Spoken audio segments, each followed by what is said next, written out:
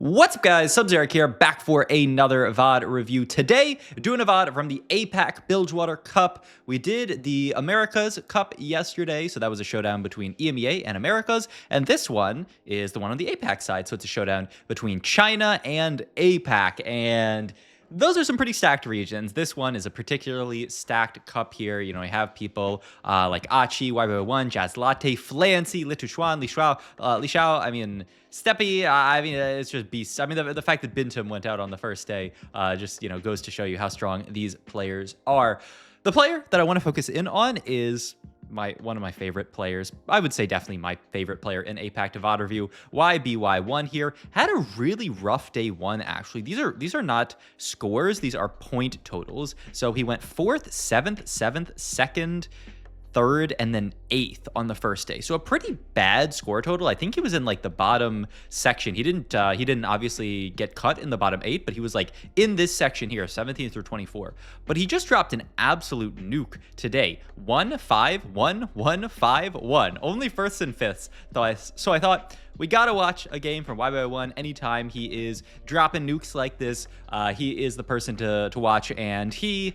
You know, I think of YBY1 usually as a tempo player, a fast 9 player, a person who knows how to cap out really high with kind of creative boards and things like that. And so I wanted to watch him on this patch because it is a little bit less straightforward how to play this patch out if your name is YBY1. You know, you can't really do as much of that fast 9 stuff. We've seen it for some people, but it's really not easy to do, to push 9 in general. But YBY1 did something really fun this game that I think just shows, you know, he is intelligent about understanding how to cap and play this patch. So we started with a Twisted Fate here and an Alawi 2 and a Dr. Shmundo. I will say these are the spots where I am actually interested in playing Bilgewater. Bilgewater, a lot weaker on this patch, but, you know, strong enough that I think you can actually consider playing it. It's actually hilarious. We get not a last item component here. He was pre-slamming in order to unlock the Graves, but then we actually get a GP here, so we can't unlock the Graves, but we will have the GP for 3 Bilge. But I do really like Bilge from an early Alawi too. Bilge, a lot weaker early. They took out that 5 AD and AP. It snowballs a lot a lot more slowly. They, took out 1 Silver Serpent per takedown, but still has this very, very high cap if you can make it to, 7 builds, start farming items for Misfortune, and the MF buff this patch, I think, helped out a lot. Really nice stuff from YBY1 as well here. He says, you know what, I have this extra gold here. Why not just sell here and pre-level? Because I've hit my 2-star 1 cost already. That's all I really care about from the perspective of, 2-starring an early unit. So we might as well pre-level here, get higher odds of seeing stuff like Nautilus, and then potentially accelerate to a really, really quick 5 build. So I love this stage 1 already here. Obviously gonna roll Rumble Augment. I think Water Lotus. No, not, why do I just want to call this Water Lotus? Water Hex, whatever it's called, I don't think is very good here, so we're going to roll that. And so then we're left with the lose and get components 1, the bunch of units 1, and item grab bag 1. I do actually really like the item grab bag in this spot here, and I'll tell you why. First of all, it does guarantee that you actually do get to unlock the Graves here, which is a big in. It allows you to get Graves, which, I mean, yes, we are... Oh my god. YBY1 is such a goat, man. He full reforged on 2-1, said, you know what? Titans is not a great item in this comp. I'm kind of shocked that he reforges Glove here, but he just rips it and says, you know what? I want to keep Chain open here. I'd be happy to slam items onto Alawi here and have a strong... The 2-1 item reforge. I mean, this guy is just crazy, but it makes sense. It actually makes so much more sense, when we go back and we're thinking about, okay, do we want to take this augment or not? I mean, also, I don't know why there's like a little bit of lag there, but yeah, just like getting the Reforger and then reforging this Titans here, allowing us to build a better item. We get Spirit Visage, which is like the best tank item in the game, and we could even look at slamming Bramble Vest onto the Alawi as well here if the lobby's significantly AD heavy. Oh my god, I mean, it's just a YBY1 diff here. And yeah, look at this. He is actually going to double slam here and say, you know what? I could slam onto the TF here to unlock the Graves, but I already have 3 Bilgeon. I might as well well just play this board for now, and then I can unlock Graves when it's going to be transformational in my ability to get to 5. So, you know, if I ever find a Lowy, or not a Lowy, a Nautilus, then I can think about doing this. But for now, I can just Peepo sit here, slam items onto my Lowy 2 with Bruiser in, and she is going to be a monster frontline. I'm even going to solo frontliner to get that Bramble best value, have units clump around her, get that AoE. So, I mean, it's such a treat watching YBY1 play. He just does stuff that, like, a lot of people would just be lazy or just not even think about, you know, am I going to go for the full reforge here? But he's totally happy to take a risk like that if it means, you know, he might get the payoff of hitting tank item here, getting a tank item slam as well. It's just fantastic here. Pick up a Shen too, which is really nice. We can field this, and look at that. We can buy the Twisted Fate 2 and pre-level here. So yes, they have nerfed the early game for Bilge a lot. But if you are in a lobby that's not so disgustingly strong, if you are in a spot where you can, you know, hit this Lowy to and itemize her, the board still does a lot of work here. We're fighting, level 5 Patience. Level 5 Patience is a virtue? What is going on from Chushi here? I am quite shocked by this this setup by them, and I mean, that's got to be griefing, right? I mean, level 5 there, losing with Patience of Virtue, they're going to be broke. I mean, they're not going to be buying units, so I guess that's an upside for them. Nautilus would obviously be the take on Carousel if he existed, but he doesn't, so we're just going to look at a 3-cost sword. We need some damage items in this spot, right? We've already slammed 2 full tank items. We need to get to some damage items here, so the sword works perfectly. And we are, you know, leveled up here, and we can fit the Viego in here, get Quick Striker in for our Twisted Fate, and just put ourselves into a really good spot. The guy already has Mbessa. YBY1 doing a lot of scouting here, just trying to see what the rest of the lobby is doing. And I will say, we do kind of have to figure out a little bit what our game plan is, because, you know, there is a dupe in there. We could look for something like the Twisted Fate 3.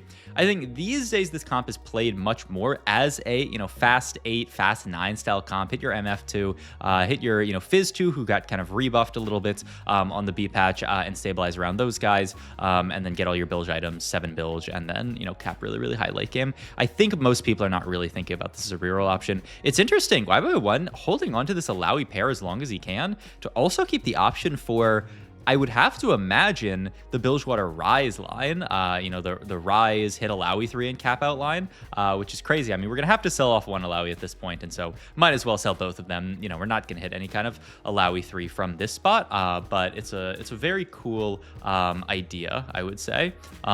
So yeah, we take that fight there, get our 5 streak in, both us and Steppy here are 5 streaking, so, you know, TFT matchmaking sometimes. We'll see when we fight them if we can win. He does get Deathblade here, and he thinks about immediately slamming it here, and is considering, yeah, making the slam here to unlock the Graves. I think this is a beautiful call here. Unlock the Graves here to give ourselves the opportunity to potentially find 5 build here, and yeah, we buy the Nautilus, and boom, we're 5 build here on 3-1, and we're already leveled up. This is so smart here. And the GS over the DB, because this also leaves sword open. Leaves sword open for Shojin, leaves sword open for IE. Just sword is just such a great component. And the bow is not as good of a component onto the Misfortune. And it's also just a better item onto the Twisted Fate. So it's kind of a win-win-win here. And we pick up another fight win here. 100 streaking. Steppy also still streaking. I can't wait till we get that fight there, because we'll see what happens. Ooh.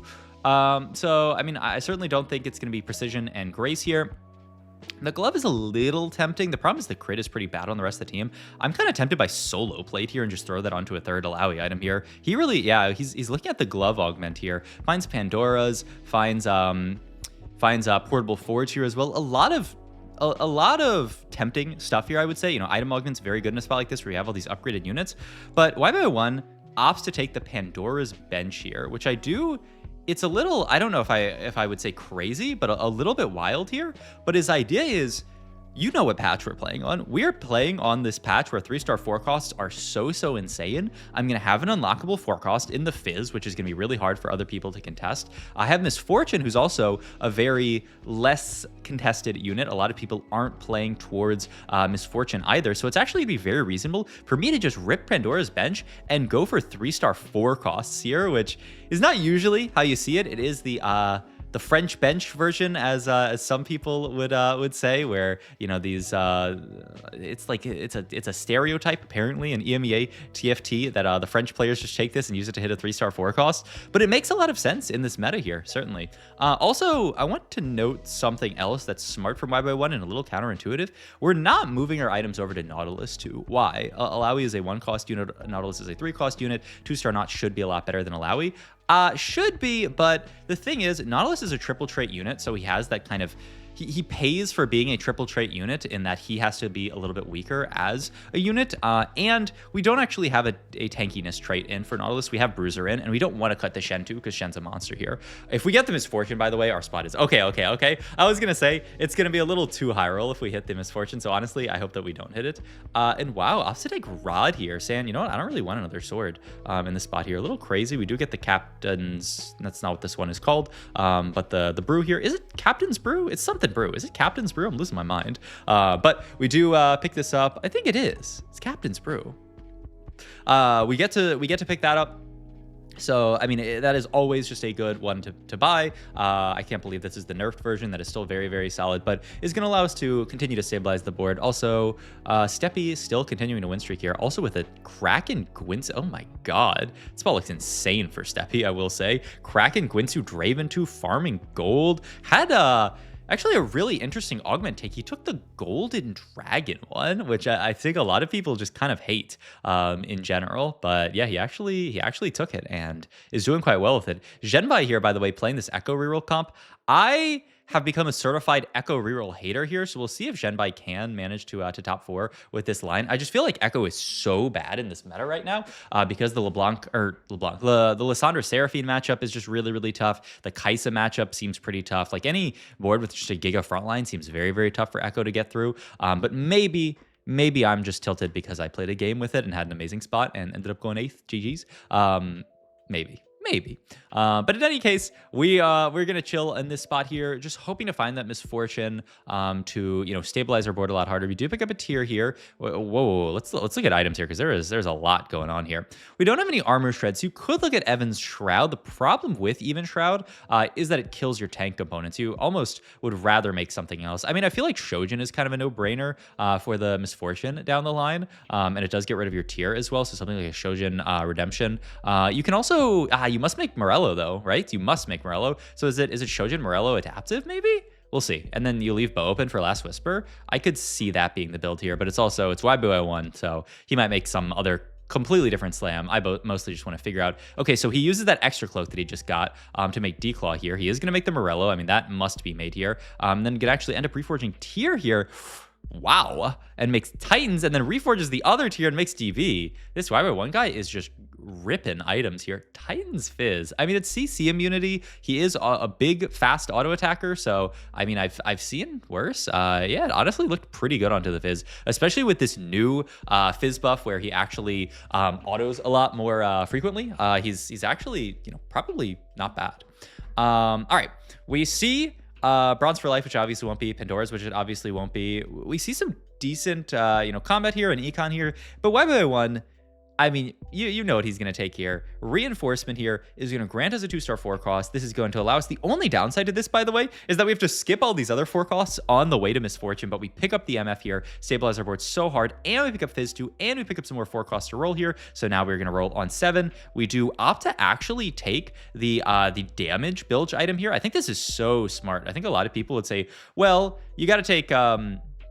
you have to take vitamin C here, which is a hilarious name for that bilge one. But you have to take the citrus one because citrus is broken. But no, we're a 2-item MF here. These items matter a lot in context, and we're a triple item tank. We just want damage items this spot here, so we opt to take the damage for MF here. Now we have a triple item MF and a triple item Fizz there. We do end up actually losing to a Nashor's blue Annie, just Giga Mana Gen Annie, which is a little bit rough, but gonna be a tough-ish matchup for us. But it's fine. We're playing 7 bilge here. We're farming more stuff here. We're picking up stuff like Fizzes. And the thing is, I mean, if you guys remember, like, early set when I talked about this bilge comp. There was a lot of talk about using bilge to hit stuff like a Fizz 3. I think that was one of the first bilge VOD reviews I did was using bilge to hit Fizz 3 just because it's so easy. You can pick up the bilges in the shop. You can pick up in this spot bilges via Pandoras and just make your life easy. One thing I will say that I don't know if we're gonna see from YBY1, but I saw this tweet from the Data TFT Twitter account, which is really smart, is that this Fizz in our build shop is out of the pool as long as bilge is active, but you can actually toggle down out of bilge and then put that Fizz back into the shop. So if you're in a roll, theoretically we should toggle out of bilge here. The problem is with 7 bilge, that's probably not going to happen, but we could maybe do that later game as we pivot more down out of bilge here. We'll see here. But yep, going to reroll these, find a Belveth 2 here, and another Fizz here, and another Belveth, interestingly enough here. Pick up the Wukong here, who is a better unit, so we are just going to play this as our +1 with the 7 bilge board. And yeah, looking pretty good. Fizz, as usual, on the edge here. We've talked about this. I think he just removed Alawi items to slam them back onto Alawi, because he was like second-guessing if Nautilus was better, and then he was like, nah, man, Nautilus is better. Like, what are we talking about here?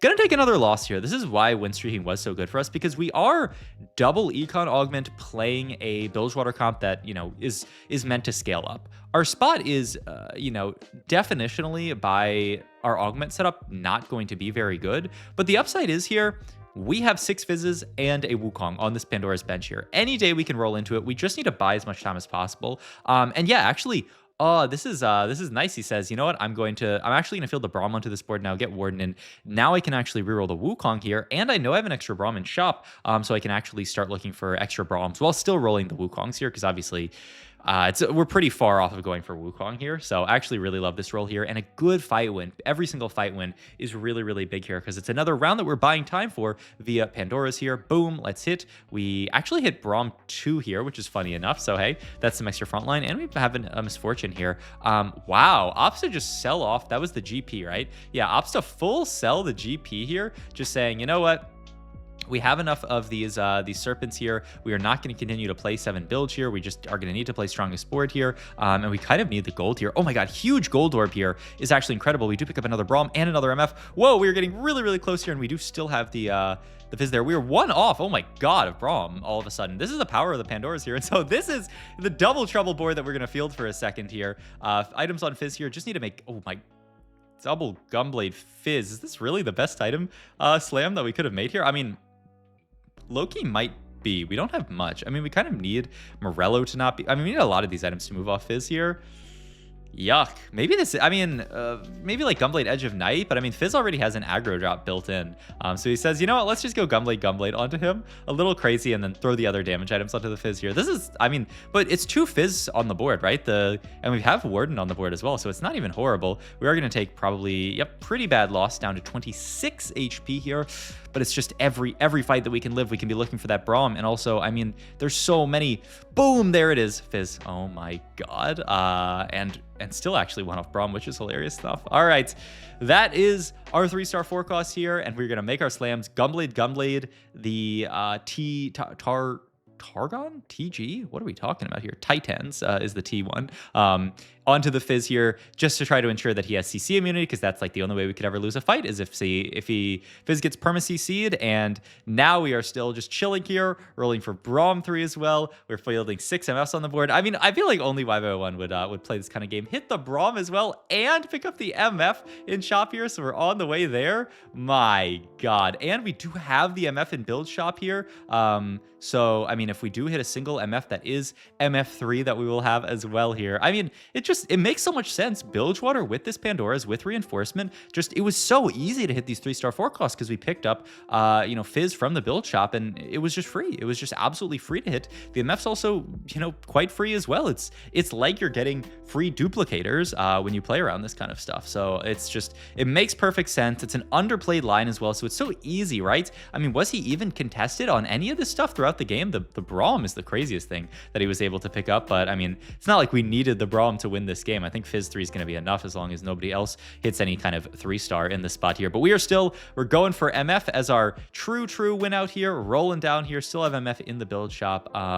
it would be too hard. We would have to toggle. I mean, we could actually toggle out 4 build units here every time you roll. I believe that's actually the efficient way to do it, is toggle out 4 build units so you put that MF back into the pool. It might be actually that YBY1 doesn't know this tech, or also that he doesn't really care to do all that because he's going to win this game already. But I mean, I believe it's, to be fair, I have not tried it myself, but I believe the data TFT people, because they're usually very, very, accurate with that kind of stuff. So I do think it is a correct tech that we could actually be optimizing. Just cut down out of 3 Bilgewater to get that MF out of our build shop, back into the pool, roll, and then toggle it back in. Either way, think we're going to be fine here. Fizz these days, by the way, with the buff, is a 1 auto cast to drop aggro. So boom, just 1 cast, then jumps to backlight and 1 taps. And yes, an echo is very annoying for our board, but I don't think there's much that's annoying for our board, honestly. In this spot, our Fizz can just destroy everybody. And the only thing we have to worry about is someone else hitting a 3-star 4 cost. Though honestly, I low-key would like to see someone else hit a 3-star 4 cost, just because we have Misfortune as well. He's just toggling down to buy things like stats, because he knows, I mean, we'd like to pick up as many stats as possible here. And we just need enough in bank to buy the Misfortune. It's not like we need a lot more than that. Gold Orb there, I was almost praying that it was going to be a duplicator for a second. But no, there is MF3 though. Oh my God, it's just disgusting. It's just disgusting. 3-star 4 costs on his board. Sadly, there's not much else that we can go for here. We'd love to see like the TK3. My God, I get to see such a sick, there was such a sick TK3 game at Paris I got to see, and I was with a bunch of like rioters at the time, and they were all like going crazy. It was so cool with Julian, like the set lead for the set, and he was just like watching, and they wanted him to like feed they wanted him to feed a 3-star 5 cost, because it was Lucian Senna 3, and they wanted them to feed that to the Tom Kench, but the player did not go for it because they were not woke enough. So sad that we didn't get to see that, but it was so sick to see at Paris. Maybe this is not the game for it, but hey, maybe we'll have a Tom Kench 3 VOD review at some point this set. I hope so. Feels like a World Championships kind of thing to see a 3-star 5 cost. Maybe. Definitely not this patch, because people are going for 3-star 4 cost.